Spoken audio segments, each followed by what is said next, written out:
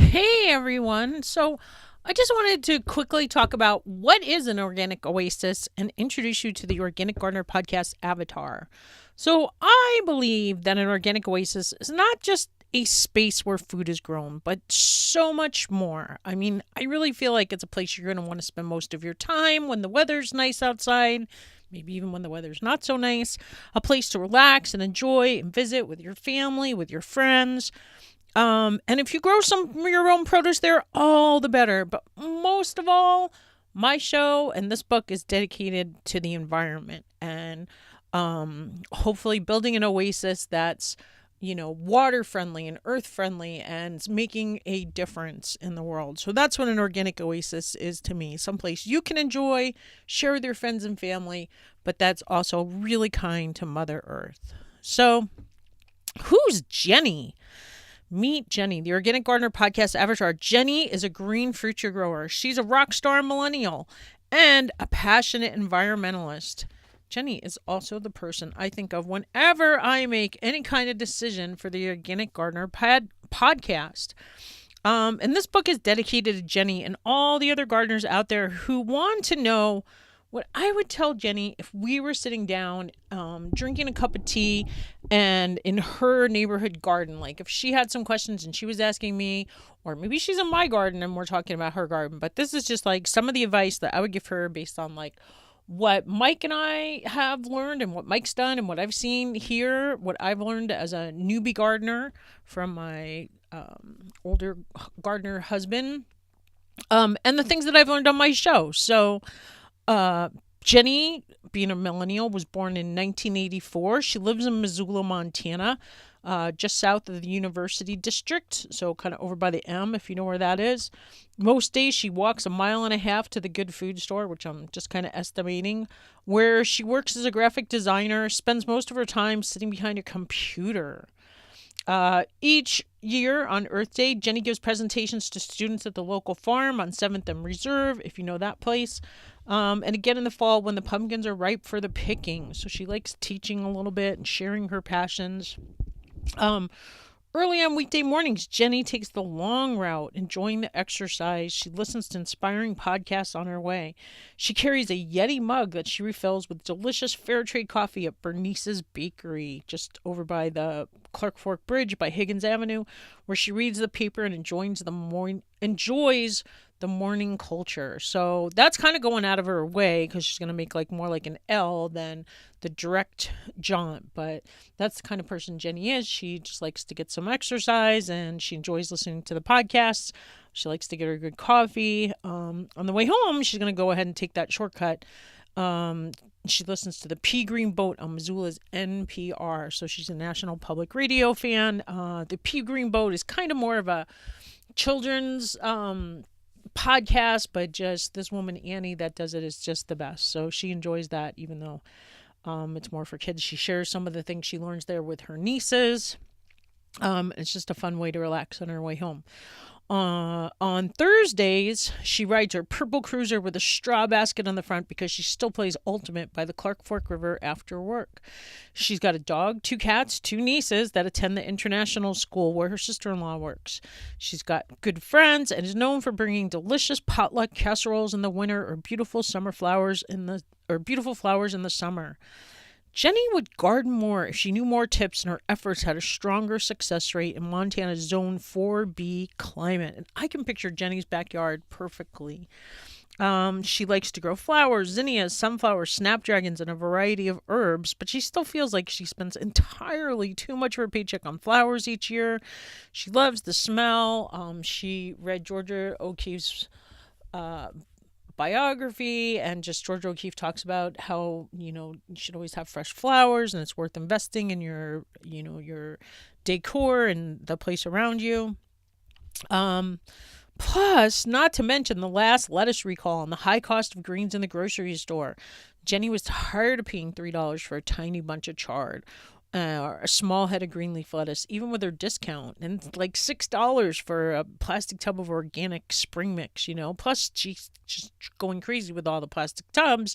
It's wearing on her. Recycling's come to like a standstill in Montana in 2018. So That's bugging her. She feels guilty every time she starts up her old mower to cut her grass, wants a yard that's a little more earth friendly.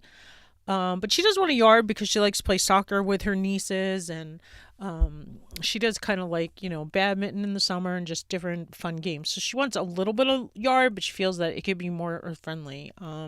She recently signed up for a class by her local extension agent on permaculture, wants to put some of those practices into place, but she's a little overwhelmed. She'd really like to add some rose bushes. She recently learned that garlic was a companion plant for rose bushes. So another, like, she's always thought about planting garlic, but she never has because it was always so easily accessible at the farmer's market and at the store. But now she's thinking she's going to grow some of her own garlic to go with her rose bushes she's always wanted. She dreamed of a couple of deep beds full of fresh lettuce, chard and kale, arugula, a zucchini maybe, a cherry tomato or two, maybe some eggplant, some berries. And maybe even create a worm bin because she's heard those are pretty cool. And she definitely wants a teepee of green beans for her nieces to hide in. Although she has amazing access at work, like I said, she works at the good food store, so she's got lots of access to produce. The farmer's market in Missoula in the summer is really strong and just a great place.